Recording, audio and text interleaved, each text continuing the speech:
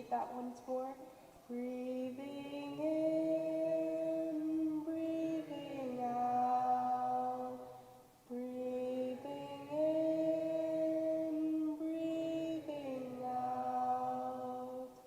I am water, reflecting, what is real, what is true, and I feel there's space deep inside of me.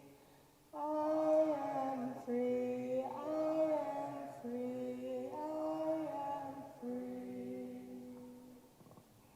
Thank you, dear friends. We didn't repeat the first verse, but maybe you can repeat it later on with your friends as you learn the song.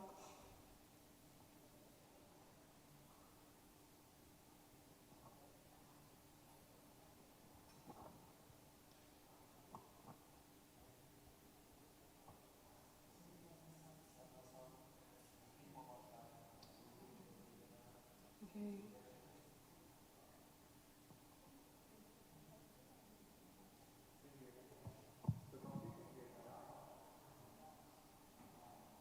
Ở đây các ai biết bài bên trái bên phải không ạ?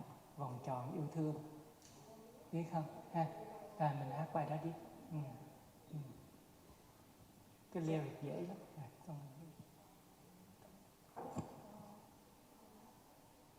So dear friends, we'll sing a song in Vietnamese now, and if you know it, please sing along with us.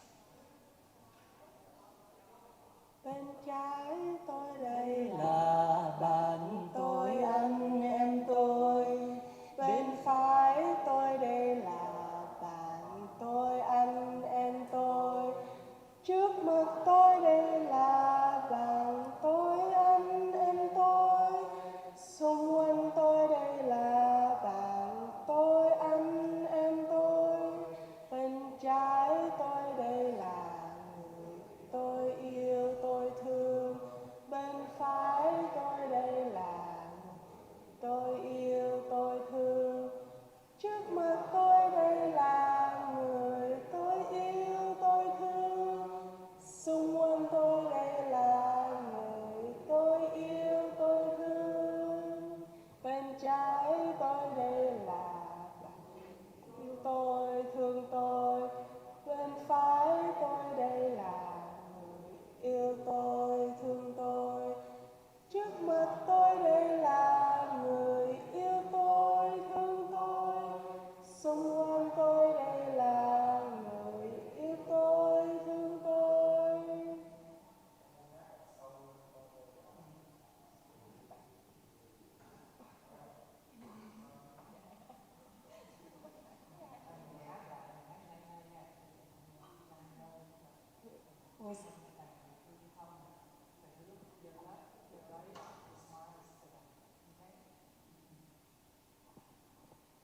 Bên trái tôi đây là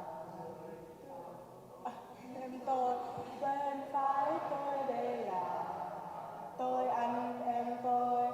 Trước mặt tôi đây là bạn tôi, anh em tôi. Xung quanh tôi đây là bạn tôi, anh em tôi. Bên trái tôi đây là người tôi yêu, tôi thương. Bên phải tôi đây là người tôi yêu, tôi thương. Trước mặt tôi đây là người tôi yêu, tôi thương. Xung quanh tôi đây là người tôi yêu, tôi thương.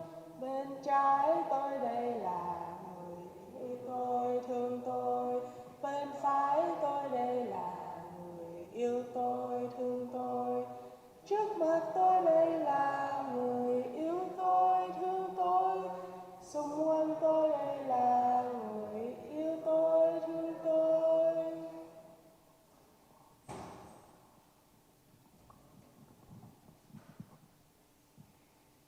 You feel love enough? Yeah, love's all around. Love from the left, love from the right, love in front of you, love in the back of you, love all around. Okay? So this morning, this is going to be the last session. So let us, before we begin, let us sit upright. Keep our back straight. Sit solidly, beautifully, and relaxingly. Fully aware this is the last moment of this retreat. How wonderful it is for us to be here. Still being together. So relax your shoulders. Sit comfortably. Bring your mind back to your body. Anchor your breath. And as you breathe in and out, fully aware, this is your in-breath. This is your out-breath. And we can invite our ancestor to sit with us this morning. Sit with our back. Breathe with our lungs. And as we breathe, we feel peaceful. When we are peaceful, our ancestors are also feel peaceful. Wherever we are, there they are. Let us listen to these sounds of the bell.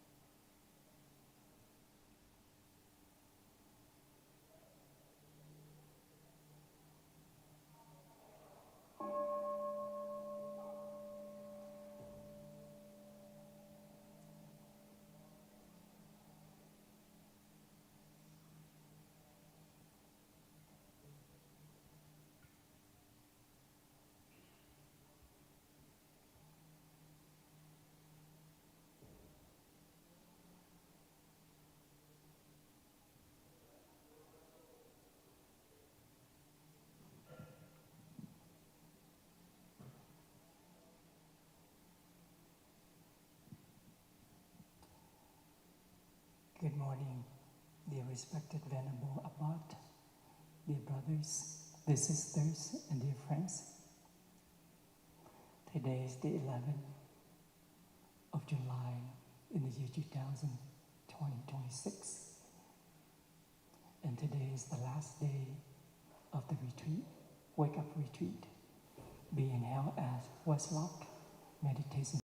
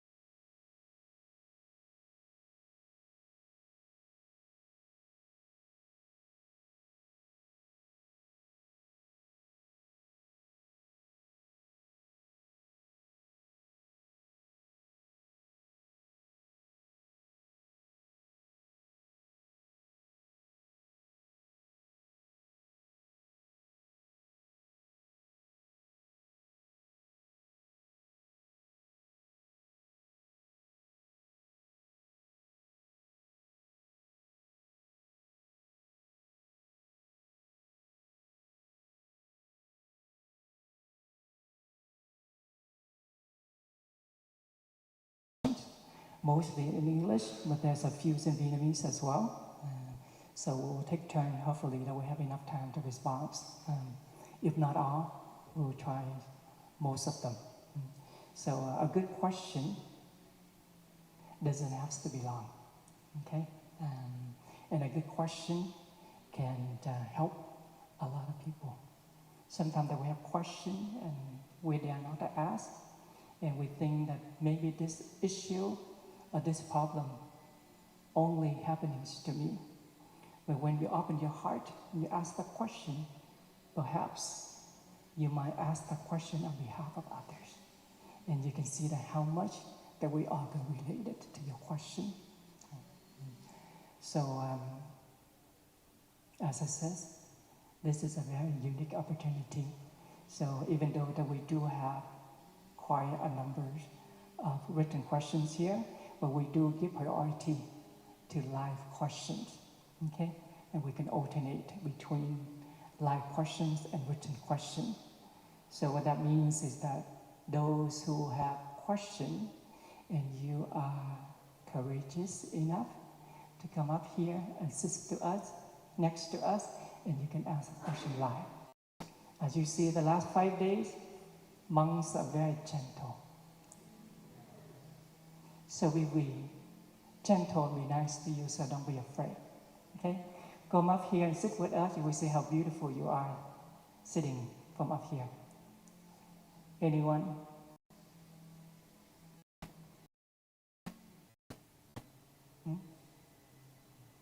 Anybody? No. Okay. You know, we can save time if those who have questions, you can actually sit in line up here. So what we do is that we first listen to one sounds the bell. After one sounds the bell, and then we can start our question. And when a question is responded, then we also listen to another sounds the bell before another question asked. Okay?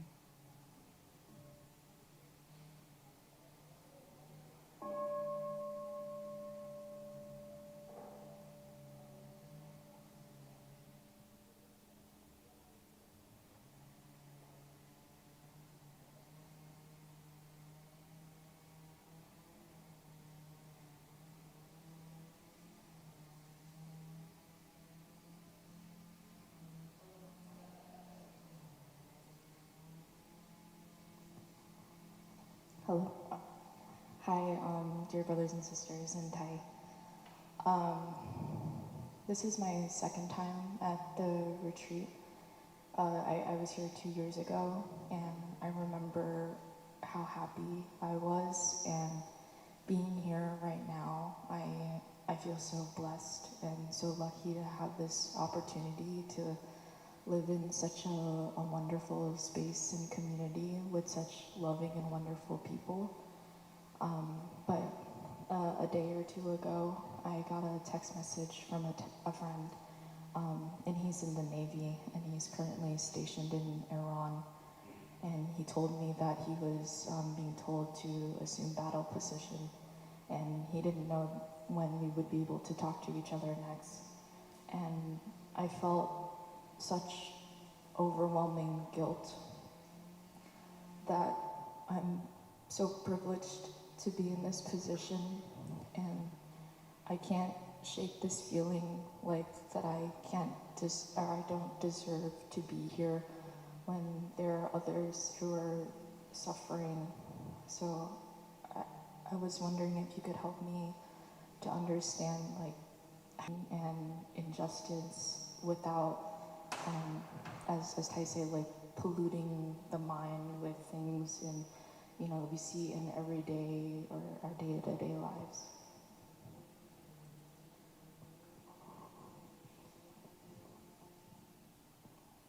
Thank you, Kong, for asking such a very good question. So whoever is ready. But they well-respected elders.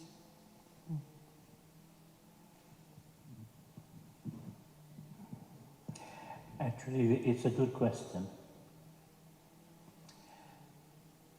First of all, you have to realize that you're feeling guilty because you're comparing yourself to others. And I know it's a part of our conditioning, you know, to judge, criticize, compare, and so on. Liking, not liking, wanting, not wanting. What the Dhamma shows us is that the world begins here, not out there. Yeah. So our perception of the world starts with our minds. In other words, mind is the forerunner of all things, all our experiences. And initially we don't see that because we're conditioned with duality. Duality means subject and object. And of course the I is always the subject. And it starts innocently with language. You know, I like this, I don't like that. I want this, I don't want that. That's how it starts. Subject and object. And the I is always the subject. And then this duality of subject-object becomes more deep-rooted when we begin to identify with our sense experiences. When we say, I am seeing something, I am hearing something, I'm smelling something, I'm tasting something, I'm feeling something by touch, and I'm thinking something. So this duality that we're conditioned with gives you the feeling that I am separate from the world. So what the Dhamma is teaching us, that when we are mindful, we start with our own mental state. So see the suffering in our minds, and yes, there is suffering outside. And what we have to do is you do what you can. Do what you can. But also to know that there's so much you can do. Understand? Yeah. And to have patience and to have compassion. I'll give you an example. Once I met a man at the class in University of Toronto, and was very angry, very upset. And he was involved with environmental work. You know, with acid rain, overpopulation, the threat of nuclear arms, you know, all these things. Poverty, so many problems in the world. And he did a lot of networking, and he went to conferences too. And he and his fellow environmentalists became more and more frustrated because they realized that most governments are not interested in these issues.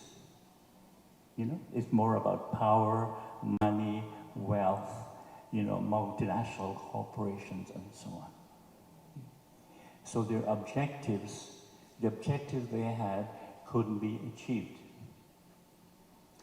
So I said to him, yes, you have good intentions, but you don't have wisdom.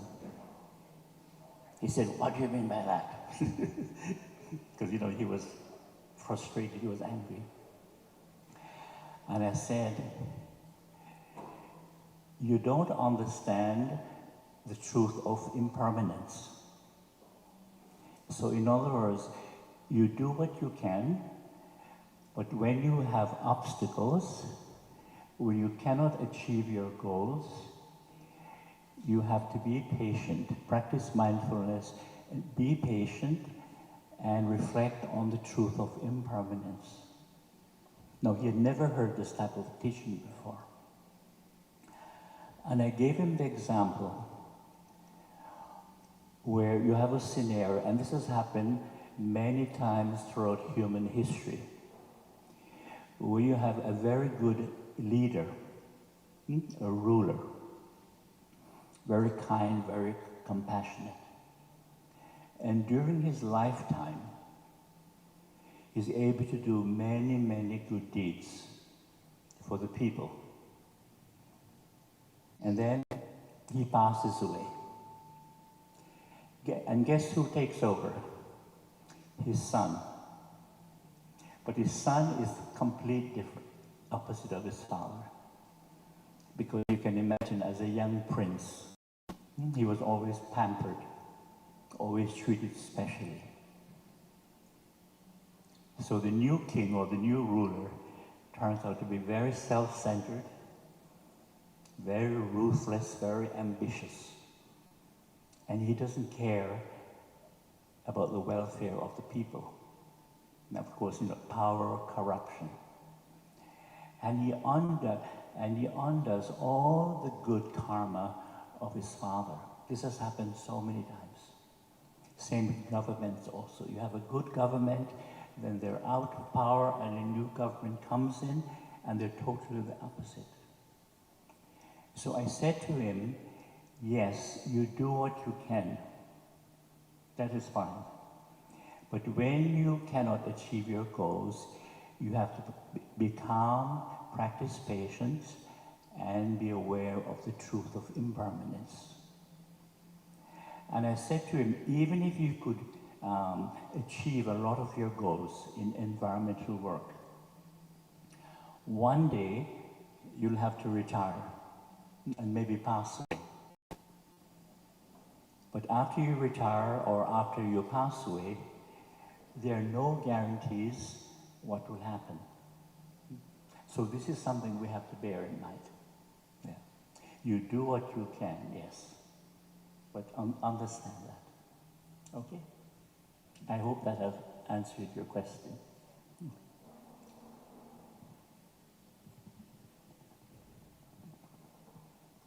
This is a very rewashing, reflecting what is happening in the world today. And we know that we are living in a world, it's called uncertain world, where there are war, violence, and so on are happening. And we do need some peace work.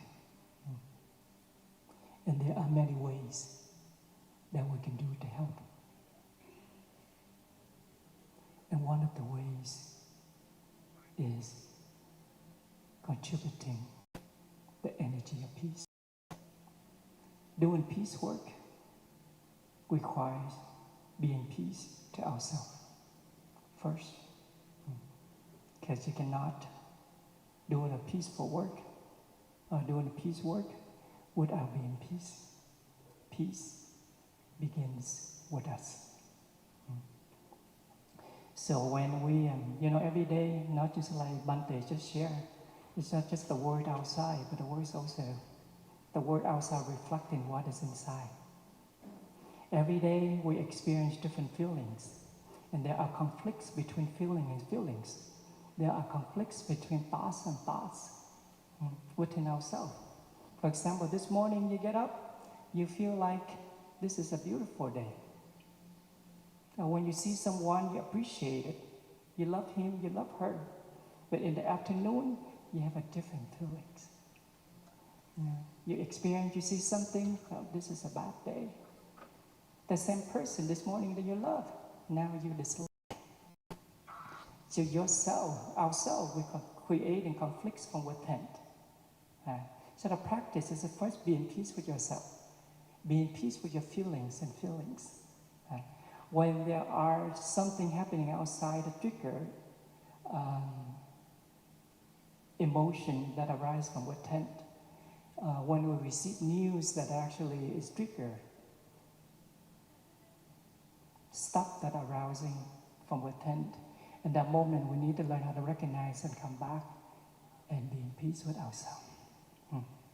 Work with ourselves by practicing whatever the last few days that we have learned, how to stay calm, how to be peaceful. Because it's only when you're at peace, then you will have clarity of what to do, what to say, and how to react. And when we have the peaceful energy, we can think of the person who are in pain, who are suffering, and we can share. We can give rise to the peaceful energy to him or to her, or to those people who are in need.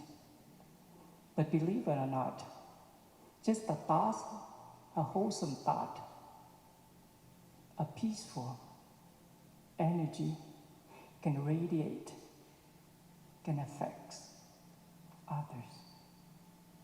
When you see someone who walks peacefully, when you see someone who says peacefully, how do you feel? You feel someone who are very provocative, who are very violent, that trigger the seed of agitation, irritation in yourself. So what that means is that peace begins with ourselves. And that's the most basic fundamental that we can do to help. So first, before take care of our others, learn how to take care of ourselves. Learn how to take care of our emotion, our feelings, so that we are well enough before we can do something else. Of course, good thoughts, good deed, good intention need to be translated into action. Love in action. But that love begins with ourselves. Learn how to love ourselves. Okay? And we are very glad that you're here in this retreat, and we hope in the last 5 days at least that you learn some basic practices, how to cultivate the energy of mindfulness, how to cultivate the energy of peace, so that you can slowly to cultivate, to do that. So continue, when you go home, continue to do that. It's a process. It takes time, okay? So at the moment that your cousin, did you say your cousin? Just my friend. Your friends, at this moment, your friends probably, his mind is also uncertain. He's fearful. He worries. So he needs you as well. You see? If you practice yourself peaceful to him in the future, peaceful, and that something we can do at this very good question.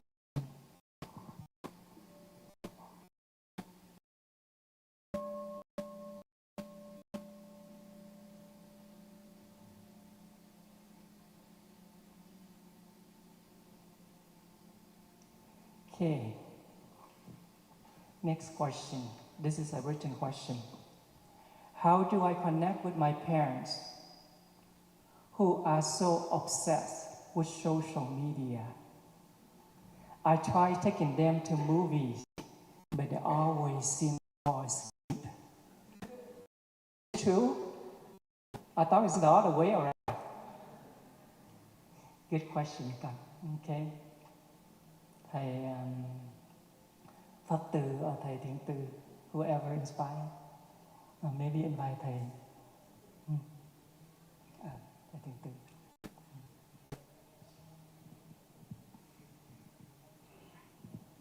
Yeah, dear respected teachers, dear brothers and sisters, thank you for having me here on this panel. And this question is, I think,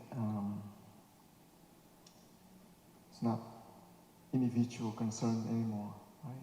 It's more almost like almost every family, but this is the other way around. It's kind of ironic.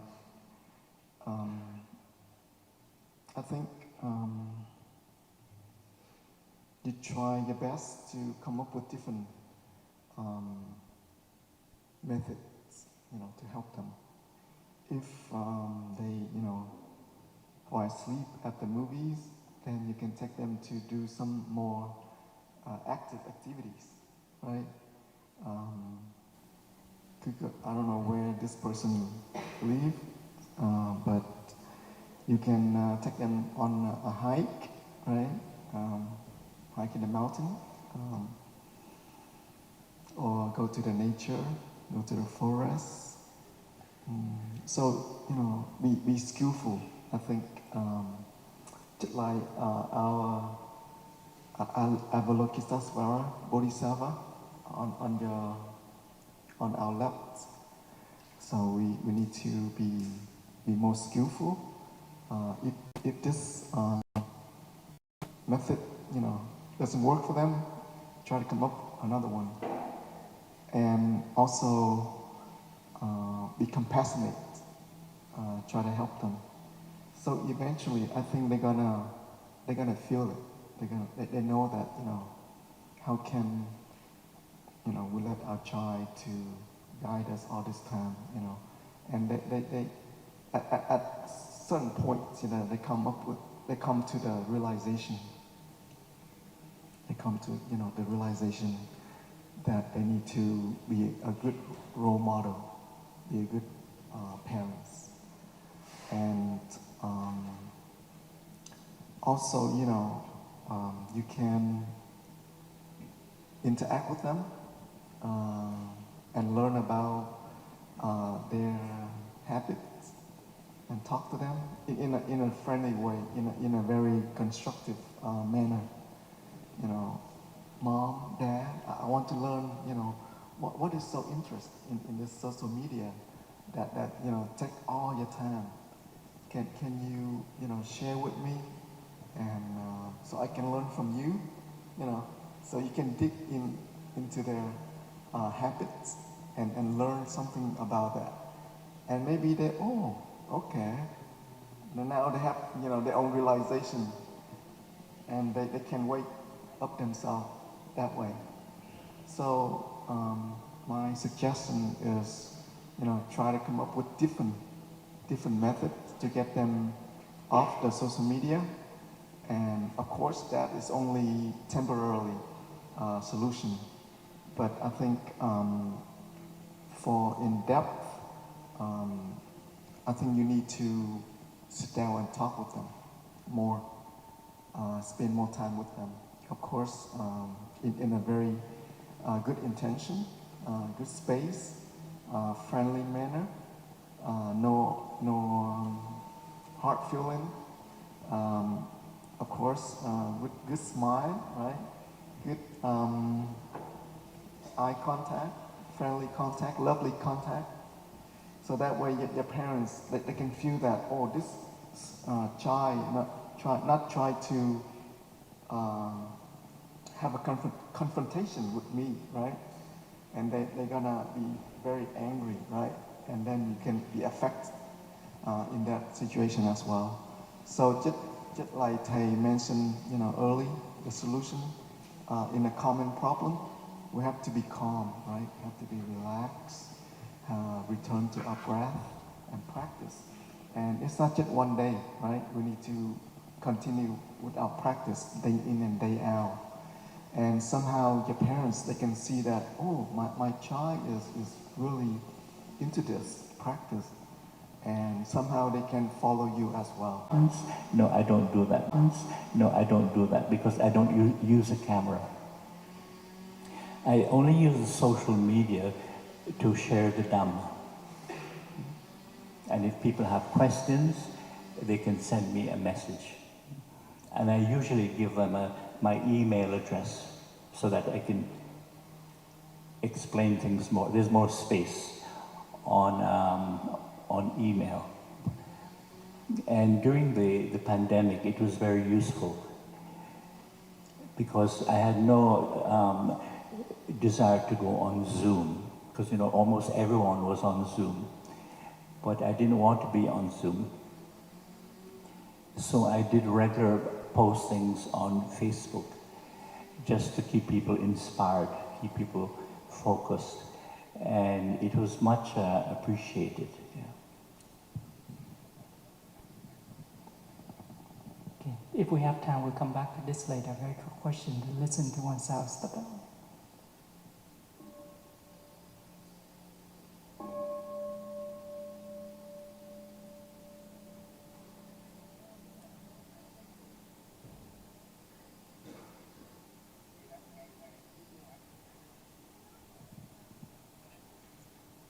There's so many good questions. When we pursue our dreams and things don't go our way, or results don't show up, I feel very discouraged and often doubted myself.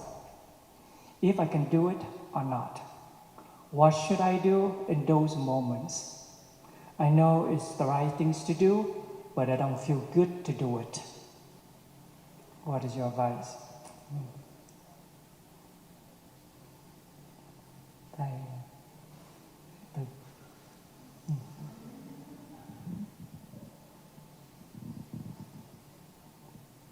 I'm so enjoyable to sit here and invite them all.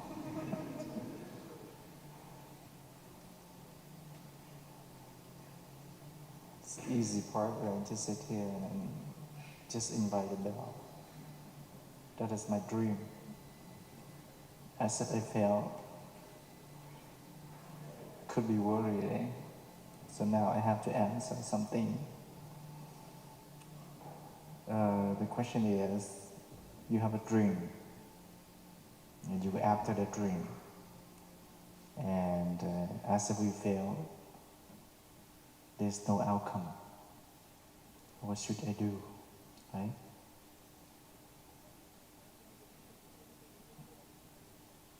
So thank you, brothers and my dear friends. We have a dream, and each of us have our own dream. So the question is, what kind of dream that we are going after? What kind of dream that we have in our mind, in our life? So this question is not say something, particular, what kind of dream that we have. Because we set up, there's 1,000 different dreams. Like me, I want to become a millionaire, billionaire. That dream is so big and out of my control. And it's going against my aspiration to be a monk. I want to become famous. But I don't know how to speak English in this world. How come? I love speaking Vietnamese. I never try to speak English because I'm not born for English speaker. And how could I become famous or something? So, at least you know who you are. At least you know what kind of dream that we have. But you dream something that is not really parallel with your ability, align with your ability, and of course it's not the dream that bring on your individual personal satisfaction. So what kind of dream that we have? So as if, do you remember that Siong words like the last time, the first night that we have? You are, as if you are going after the happiness, and you are never becoming a victim of happiness, right? So how to become a happy person, and what kind of happiness that we talk about, during this the whole week like this. So I think the best way is we have to set it up about your dream. And personally myself, how to become a happy person. That is the biggest dream that I have. So every day I do the same as you are doing. I sit as you are sitting. I breathe as you are breathing mindfully. And you come to the retreat, what do you expect? You expect that we can learn a lot of things, philosophy or all kind of theories. But I think the most thing that we try to be real. We sit and we know that we are sitting. We eat and we know that we are eating. We talk to the friend. Make sure that you are truly there for them. And get any kind of flower or green plant, trees surrounding everything. You get in touch real. And we do nothing. I myself live in a monastery almost more than 30 years. I do nothing. I just try to sit every morning, go to meditation hall and just sit and breathe. And breathing in, I know that I'm breathing in and breathing out. I know that I'm breathing out. That's it. That's what I'm doing. That's what my dream. So in order to regulate very, very well, in order to nurture the mindfulness, always there, that is a big dream that I have. Because I always, forget what I'm doing. That's always that I have. So I have a tendency to run away from my beginning. So at the beginning, to become a monk. And I do not ask myself to do something else. I don't think I become something else. I was become a monk when I was 14 years old. So I think I could fly, because I had the magic to become a monk, in my mind. And I become a Buddha, and a Buddha can fly, can do some magic. That's real from my mind. I thought, just become a monk and I am able to become a Buddha, and a Buddha, the one who must have, the magic, fly, from here to there. Maybe I watched too much of movie, Journey to the West. Tây Du Ký, tôi còn có biết không? So what kind of dream that we have? And that dream, when I grow up, and people, especially our elder senior monks, teach me how to set up a dream. And the beginning, up to this moment, the dream is how to regulate your breath mindfully. That is the dream of a monk. That means you mix mindfulness energy is already every day is there. That is a dream. So, do you think that I'm fully successful? No way. I fall to sleep all the time when I sit meditation. You too? Yes? No? Yes, right? Be honest with me. This is the last chance together. Of course, we fail. We fail many times. But it's okay. You do it again, and do it again, and do it again. And I believe that, I do not just become a monk only this lifetime. I think many lifetimes already, because I have a tendency to go with that direction. I try to align myself with that direction. That means I realize that, the tendency, the momentum, the continuum is not just today, or just this life. So that means we continue. But we have to be clear at the beginning that what kind of dream that we have. So always contemplate, always setting up our dream.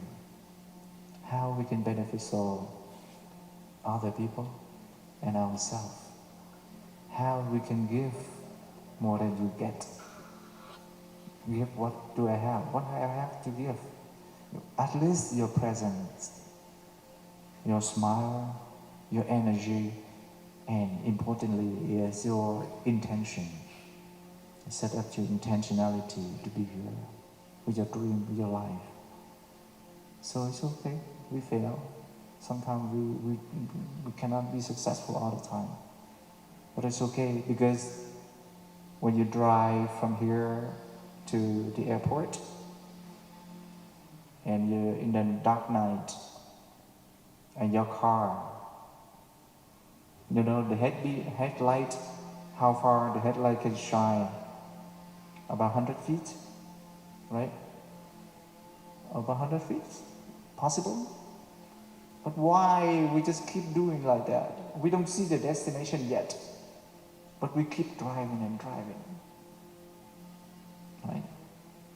So mindfulness is the light like that. Even though I am not a Buddha yet, I do not have any magic yet, but at least, you know, I trust my aspiration, my direction. Yeah, with mindfulness, with Dharma, with the Sangha, with a retreat like this, that is the best direction that we think that we can nurture and trust yourself and trust your ability of awakening in your mind and keep doing.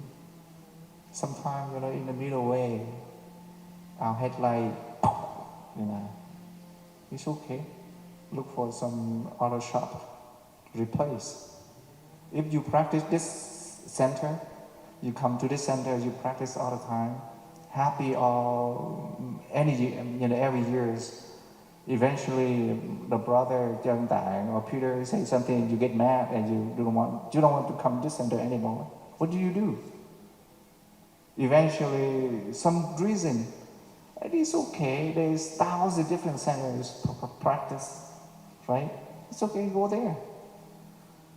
That means there is no particular reason that can stop our dream, because we have a setup. We have a very clear setup. So this morning you entrust in Buddha, a teacher, the one who just teach you how to understand, how to love. And the Dharma, that is the teaching, the philosophy. And the Sangha, the whole groups will come here, try to actualize our philosophy, our theory, and with practice put into daily life. So it's okay. We do it within together. We go as the whole body. Because we have a clear direction and destination. Our expectation is happiness, but happiness is the way. We don't have to wait until you get there and you can be happy. So be in this moment. So bear with your mission, your dream. Dream of benefits for yourself, your other. Not just only for your selfish yourself. Benefit yourself and always think about interbeing, interconnectedness. Benefit for others too. That mission could be failed, it's okay. But you do again. That's why we have a reset button in every device, computer, everything. It's okay. You do it again and again and again and again. That I think could be helpful. Thank you.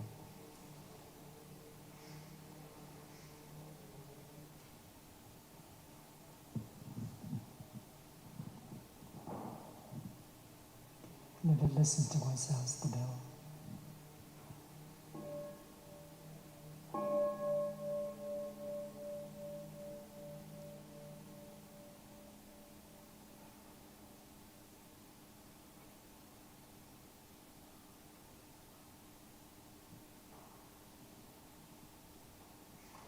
Thank you, Thầy.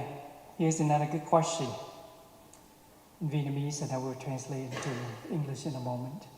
Thưa Thầy, con người ai cũng sợ ở một mình, vì khi ở một mình, họ sẽ cảm thấy cô đơn và phải đối diện với chính mình. Khi Thầy có thời gian rảnh, Thầy có cô đơn không? Nếu Thầy có cô đơn thì Thầy làm gì khi rảnh? Thầy hay làm gì khi rảnh ạ? Dear brothers, as a human, everyone's afraid of living alone. When you are living alone, you feel lonely, and you have to deal or confront yourself. When you have free time, do you feel lonely? And when you have free time, what do you do? Very good question. Đôi khi cũng muốn ở một mình nhưng sợ cô đơn. I don't know if any brother actually inspires to respond to this question. Do you feel lonely? No? Do you feel lonely? Yeah? Okay.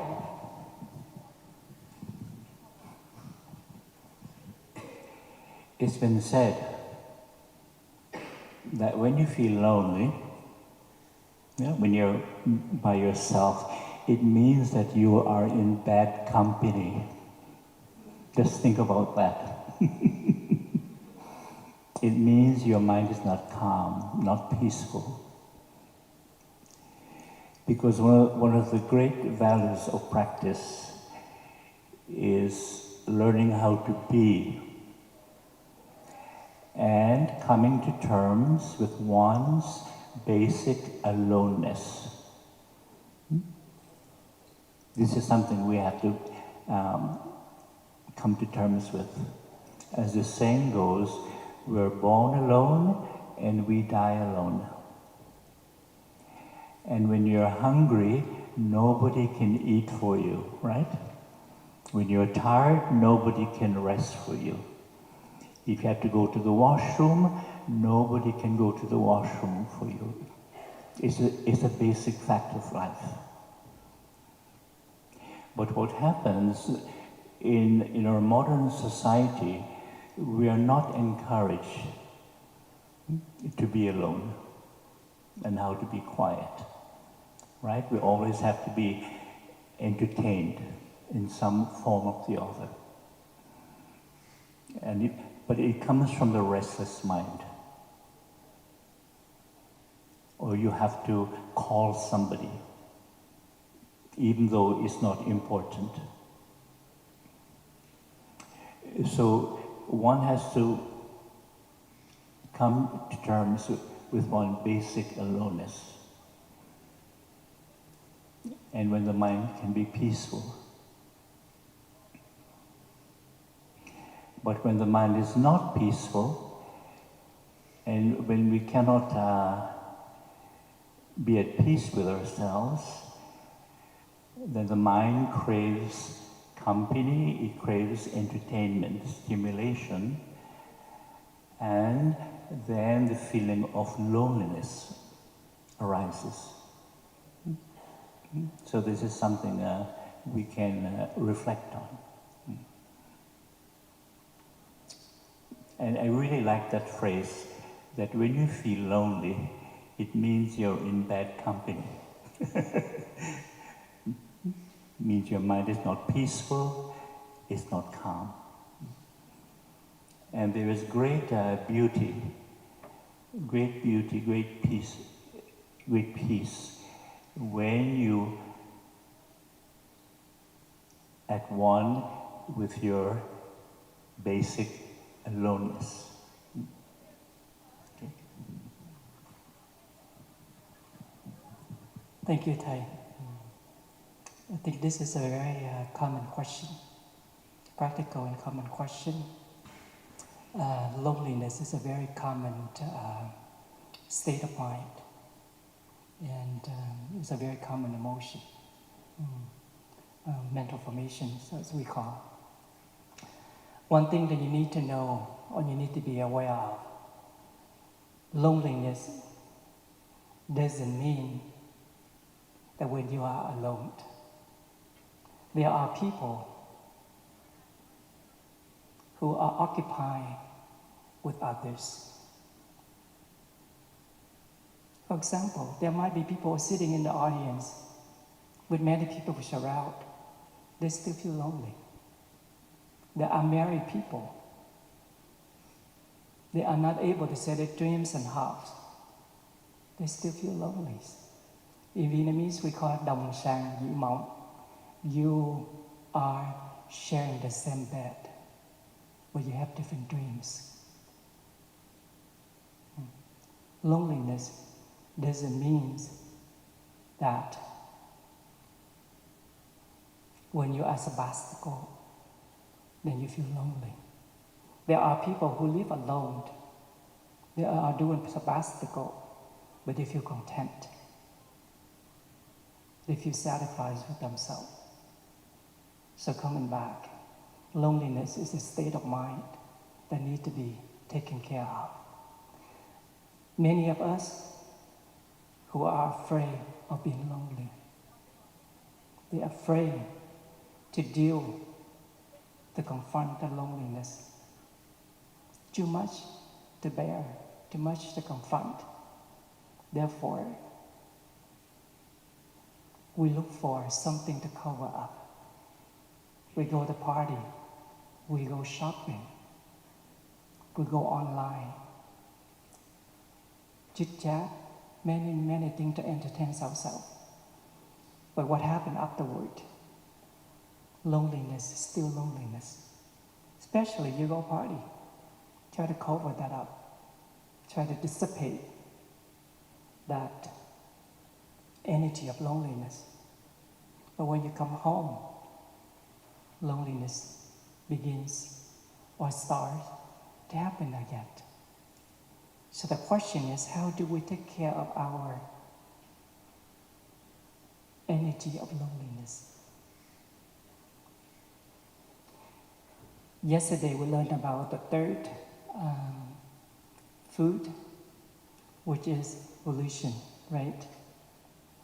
As a human being, every one of us, we need to have a good volition, a desire, something that we want to do for ourselves, for our life, to make life more meaningful, something we can enjoy and appreciate it. And when you have something that meaningful is to do, keep yourself occupied. Myself personally, as a monk,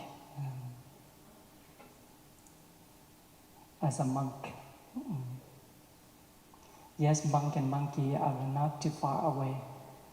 If you learn how to sit still, then at that moment that you are a monk. But if you're not still enough, you are restless, then you become monkey. Okay. Come back. That when we have a good volition,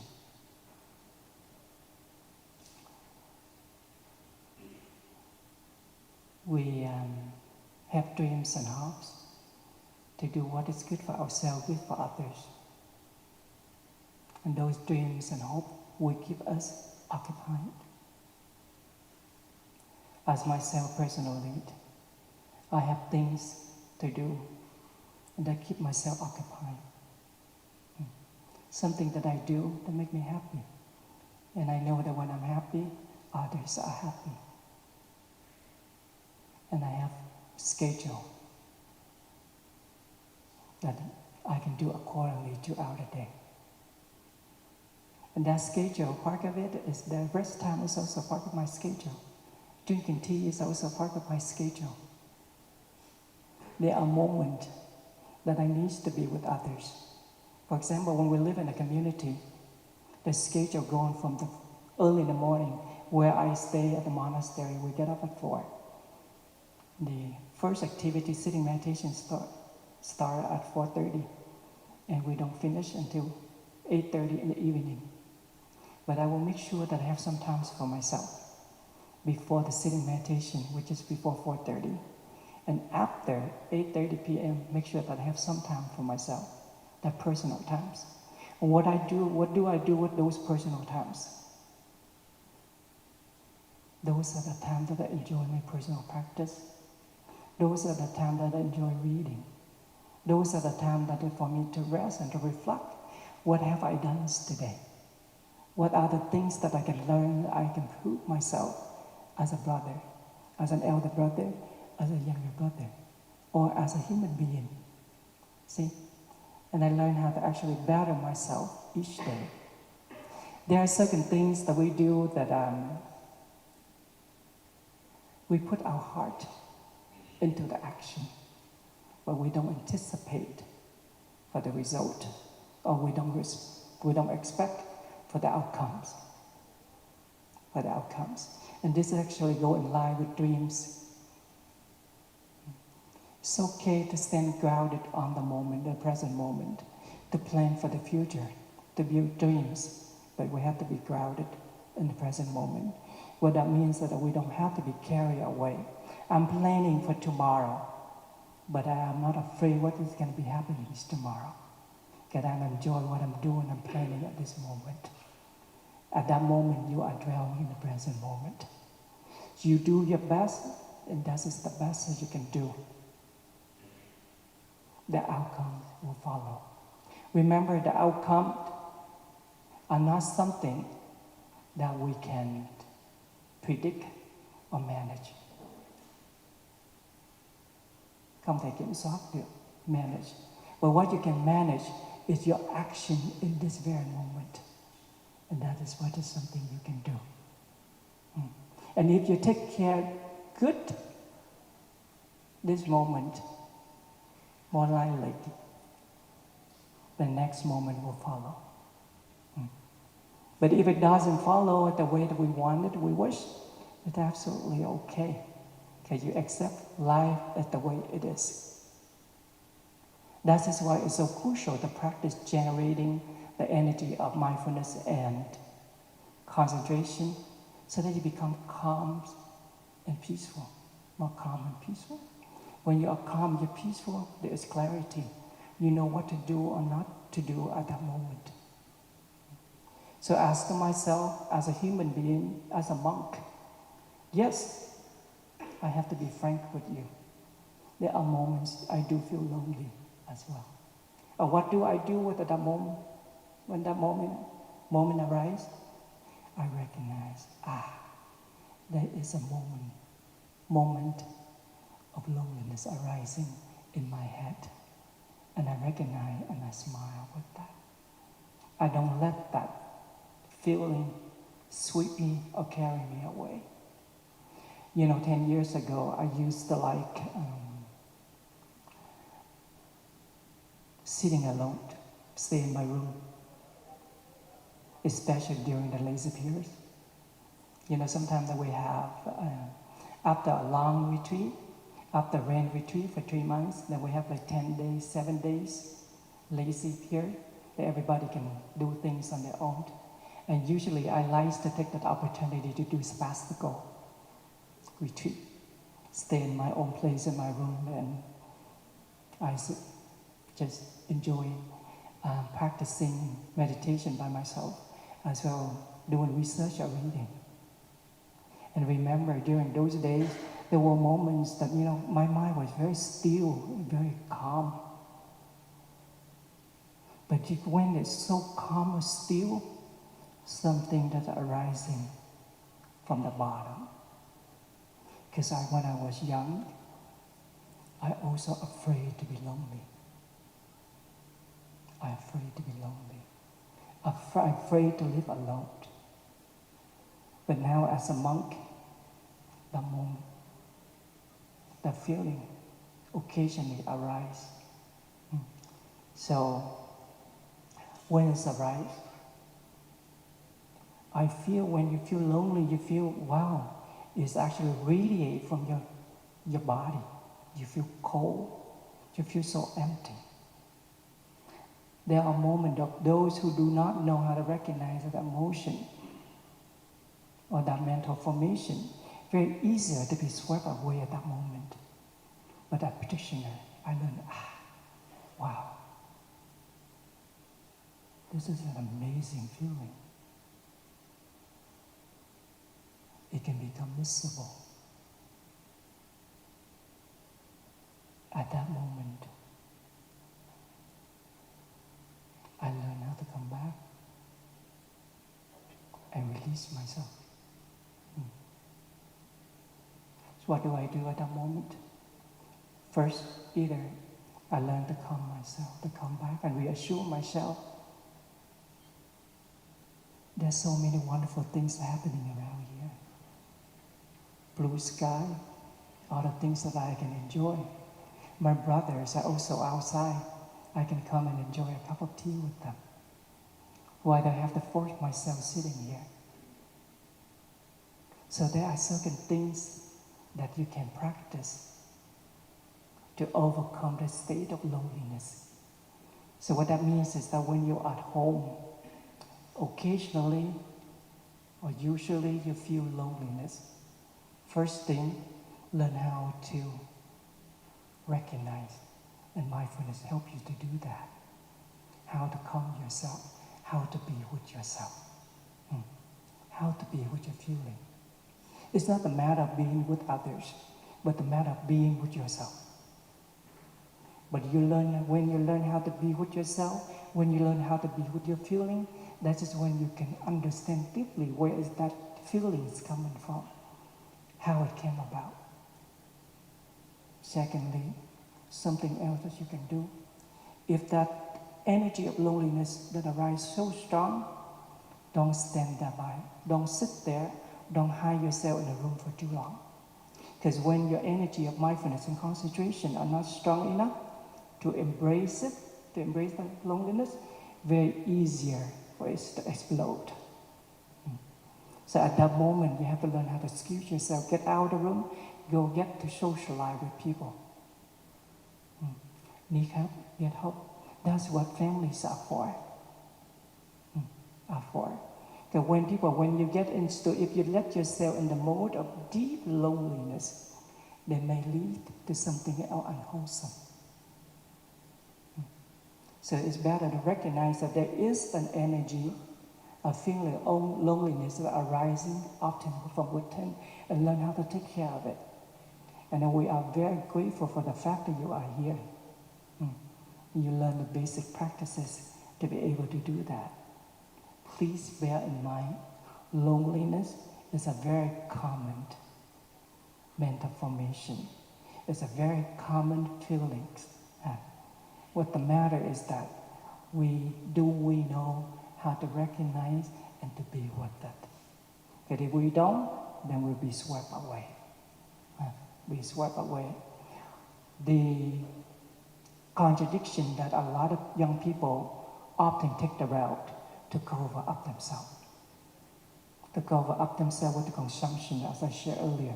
Go online, chit-chat, social media, go to website, watch pornographies and so on. But when you consume those things, it does not alleviate your suffering. It does not alleviate your loneliness. It's going to only multiply. So what is more important is recognize and be with it. But again, bottom line is, when you're not strong enough, seek help. Talk to the brother, talk to sister, go to retreats like this. Make friends. When you come to this retreats like this, it's so wonderful. You can create a network of good friendship. Please continue when you go home, get in touch with them, share with them. Talk about the mindfulness practice. Talk about mindfulness training, get in touch. Occasionally, maybe once a week, once every 2 weeks, get online together, discuss, hey, what's happening in your life? Is there anything going on in your life? Is there anything that I can help? Make good friends. These are real friends. Whereas you go online, you look for virtual friends online, you don't know who they are. You see? This is very, very concrete. And we are glad that you're here. Okay? So maybe you can add that. There's many more good questions to come. Thank you.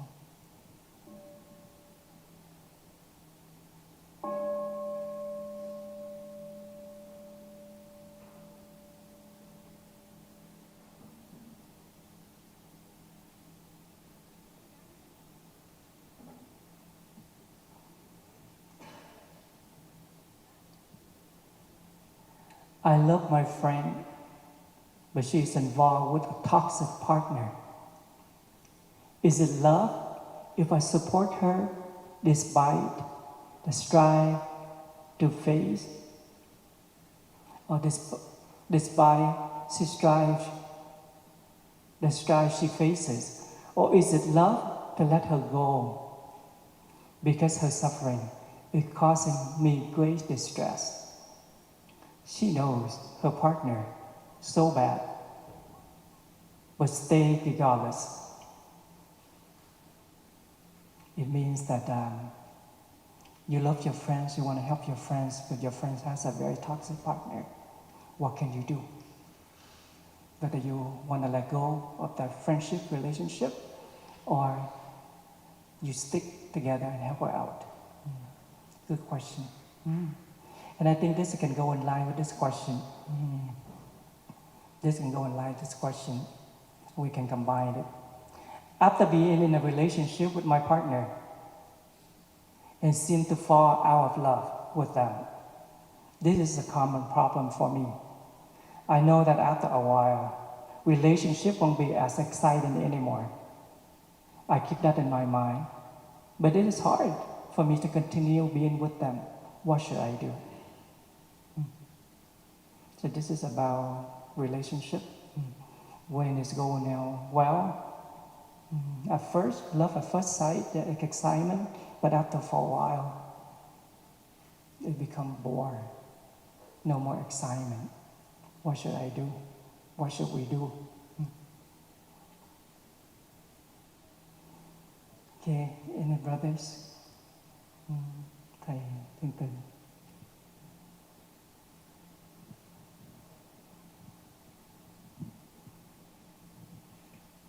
Sorry, guy. Disclaimer: I'm not Dr. Phil. So, dear Thầy, dear brothers and sisters. So, sometime in life, such these problems or issues, basically they are out of our reach, right? They are not in our control sometimes. So, for the first question, I think that is basically out of our reach, how to help that friends. But if you are, as a practitioner, you can practice being you, being with them as they are, but should not, allow all this negative, all this prejudice from our mind to arise. So sometimes, when you being as a practitioner and with this positive energy that you can bring to them, and sometimes, maybe it can transform them a little bit. So without expectation at all, we can just be in, but not trying to have a lot of discriminated mind in those situations. And I think the energy, people, they can detect it, right? So as this person asked this question, that's able to detect, this toxic energy from her partner. So I think vice versa, if you are a good practitioner, your friend and her partner may be able to detect good energy from you, and that also help them to transform slowly. So just do the best you can, right, to just be in, but not try to, resolve the problem. And also in the meantime, you don't want to put yourself in giving up this friendship or continue. So I think my suggestion is basically just be who you are, just being as a good practitioner. Just bring, beautiful energy when you meet them. So that way you maybe have a chance to give them the positive energy and help them little by little. that suggestion. And the second one, I think, about love. When love turns into cơm nguội, bánh bao chiều.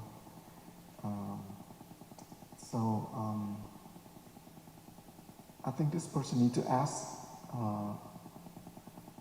himself or herself, what is the intention of in this relationship? What is true love is, and is it worth it to stay in this relationship or move on, right? So this is another path in our life. So we just need to reflect.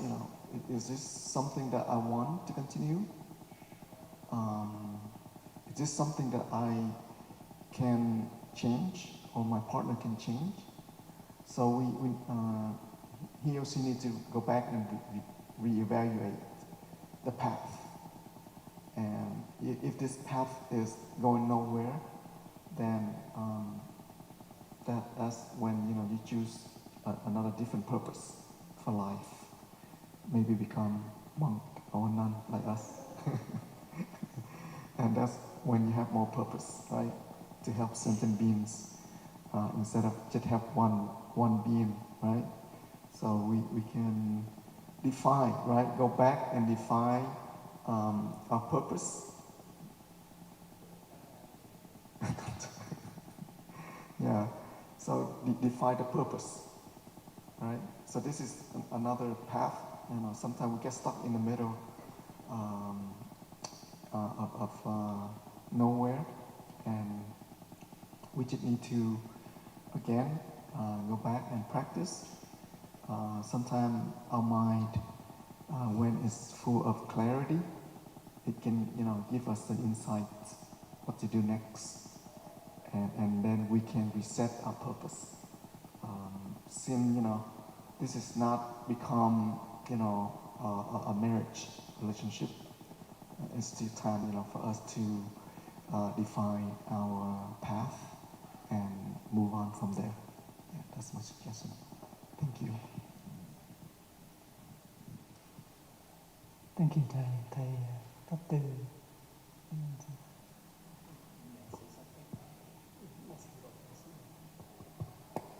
I just add on a little bit on this because my brother over there, he already mentioned about everything. So my dear brothers and dear friends, I think we should define again what is love. Definitely at the beginning, we think love is just a connection between this to this.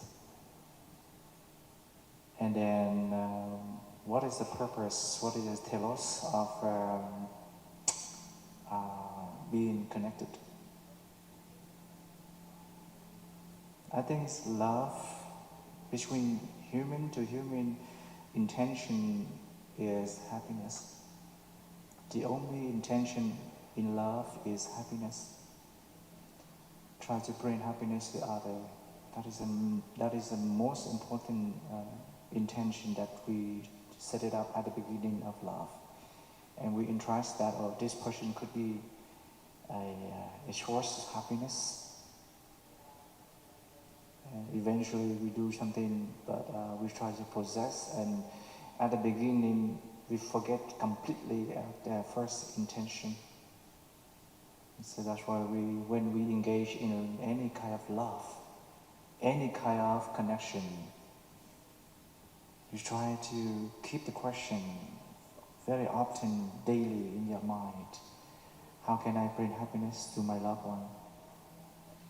And I intend to connect with that person. What kind of intentionality that I want to do. So always remember that we try to bring happiness to others, or we try to come there to be with her, with him, to do the best to reduce the suffering. And are we together with the same pace, or we have a different intention. So when we do not have really deep intention together, we talk with him or her for a while, but we do not have the same aspiration, the same thing. Especially we do not have the same understanding developed together. And do not try many reasons to occupy yourself in any kind of relation, any kind of connection that bring a lot of bitterness, a lot of suffering in it. Yeah. So remember, from my perspective, that love is just purely a connection. And the follow question is, connection for what? That I think you should, our young people always ask that question. Walk on the street, can see the beautiful flower. We make the connection with that flower. And we try to do what? Cut it off, bring home, sell to the market, or what else you do? You try to protect it? Protect it like what? Like provide military surrounding that flower? Anybody touch, I shoot them. Not right, we don't do that, right? So always think about love is just purely connection. And sometimes our mind have the mode of disconnected. And we are fear because we always register our mind, our eyes, our life, always have the intention to connect, to register of something. And sometimes we do not register in your mind, totally disconnect. And you say, you define lonely. But that is state of mind, just one state of mind. Yeah. And we are the ability of knowing what's going on. We are not purely, the object of knowing. So think about it. And you can shape your love in very many different ways that can bring joy and happiness, not only for you, yourself, your life, and your family, and others too. That's what I try to add on this thing. Thank you, Thầy. Bante, he says he wants to add something as well.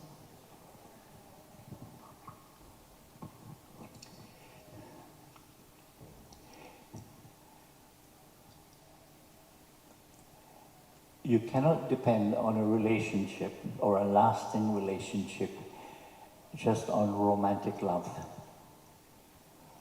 Yes, it feels wonderful. It's exciting, it's stimulating, but it's impermanent. It's just the truth of impermanence. People change, conditions change. Situations change. And love in our modern society tends to be based on three things: desire, pleasure, and attachment. And we think that if I fall in love with this person, my soulmate, as they say in the West, this person is going to make me happy for the rest of my life.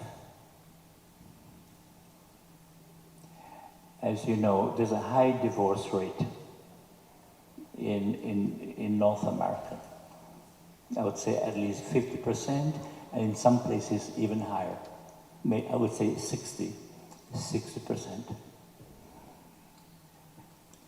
Because we're depending too much on the other person for our happiness. Because in the end, only you can make yourself happy. In the end. It's just a fact. And what the Dhamma is showing us, that if our love is based on just desire, pleasure, and attachment, there will always be some form of suffering, conflict, expectation, frustration, sometimes jealousy, right? And so on. And sometimes, of course, we want that person to change, right? Of course, I am perfect, but the other person has to change. So this is something we can reflect on. So whenever I meet, say, couples who are dating and they're thinking about marriage, this is one of the things I say to them, that you cannot just depend on romantic love. Yes, it feels wonderful initially, but the most important thing is to have a spiritual base of Dhamma and practice and loving kindness and compassion. Because when love matures, when it goes beyond, the romantic phase, then we have true friendship, which is based on loving kindness, compassion, mutual respect, and support. Okay. Thank you, brothers. Isn't it wonderful to hear different perspective?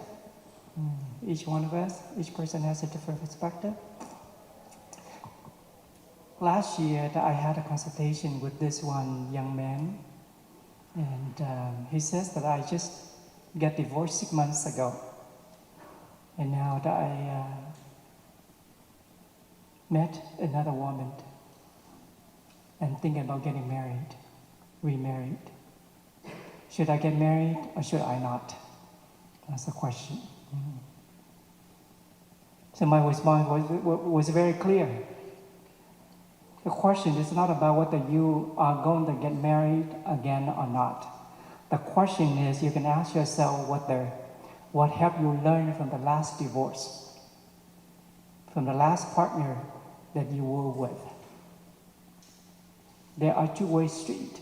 There got to be something in that relationship that you learn from the other person, from yourself. There might be something that you have done to cause the divorce, or vice versa. If you don't reflect to see and to improve yourself, whether no matter how many more times that you are going to get married, you're going to end up a divorce again.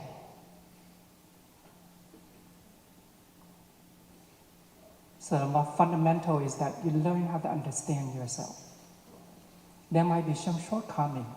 Some of us, when we meet others,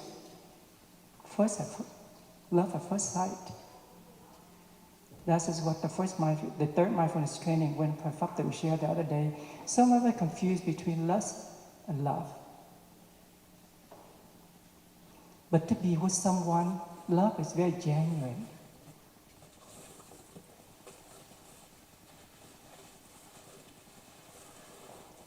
To be with someone,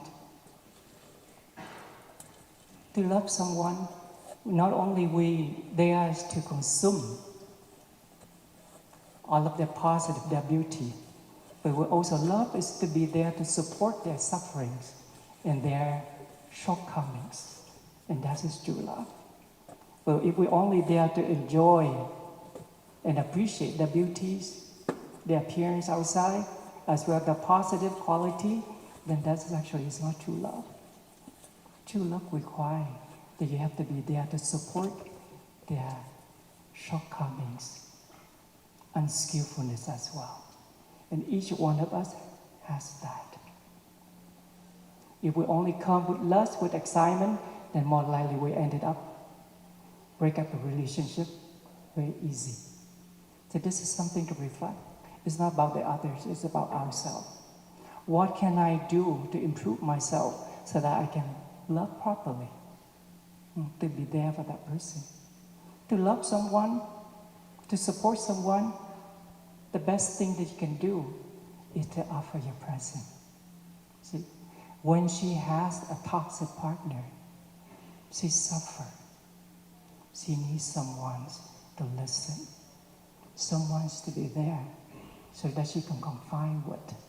And as a good friends, and that is something that we can do. We don't ask for anything else. We only give advice when they ask for it. But the best part we can do is to support and show our presence. That's my little input. So we'll move on. There's a lot of questions, but I want to finish. What time do we have to finish? Now. Okay. One, this very good question. Maybe make it short. Okay. In Vietnamese. Kính bạch Thầy, Phật tử chúng con khi mệt mỏi hay gặp biến cố, khó khăn đều tìm đến nương tựa quý Thầy, lấy lại năng lượng. Vậy khi Thầy bị như chúng con, Thầy tìm đến ai để nương tựa? Good question. Dear brothers, when we are tired, we get exhausted, or there are uncertainty that happening in our life, we come to the temples, we take refuge in the three Jews, in the brothers, in the sister, so that we can recoup our energy. What about you when you are tired, when you have difficulty? Where did you turn into to take refuge? Anyone?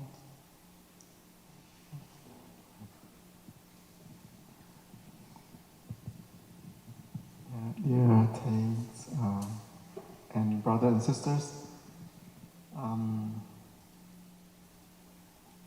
we drain our our energy as well, and I know that our brothers here sometimes run a lot of retreats, and sometimes we run out of our energy as well. Physical energy, it's easy to restore, but when we run out of our emotional energy, it's a little bit harder to restore. So most of the time, I would take refuge in the teaching of the Buddha again. Maybe I usually have a notebook. I think I have my notebook with me all the time like that. And sometimes, I wherever I go, if I find a good quote, I write in there. And every once in a while, I turn the pages, and those teachings, help me to boost my emotional well-being, and get it back to where it needs to be. And I think most importantly, I remind myself that I continue to cultivate my bodhicitta, and that is the seed that the energy of awakening in myself, and I need to continue to return and nurture that seed of bodhicitta over and over again. And also I remind myself that I need to reset, like Thầy been mentioned this a lot, reset and come into a beginner mind again. Come to beginner mind again and again. So that's my very practical way to help myself in the time that draining out my emotional energy. So thank you, Thầy. Thank you, everyone. Thank you, Thiện Từ, for your sharing your wisdom for this question. So that wrap up the Q&A this morning. So dear friends, thank you so much for asking such wonderful questions this morning. And thank you, brothers, for sharing your experiences as well as your insight, responding to those questions. Let us take this opportunity to actually do the closing in a very interactive game. So as we know that everything has come to an end, even though it's hard to say goodbye, but it's time that we can do that. Say goodbye so that we can see each other again. Okay? So let us listen to one sound, the bell, and then we will invite everyone to stand up And then please help us to clear the mats and cushion to the side because we need the space in the middle as much as possible so that we can do the closing games together. Okay, does that sound good? Okay, thank you. Let's listen to what sounds the bell.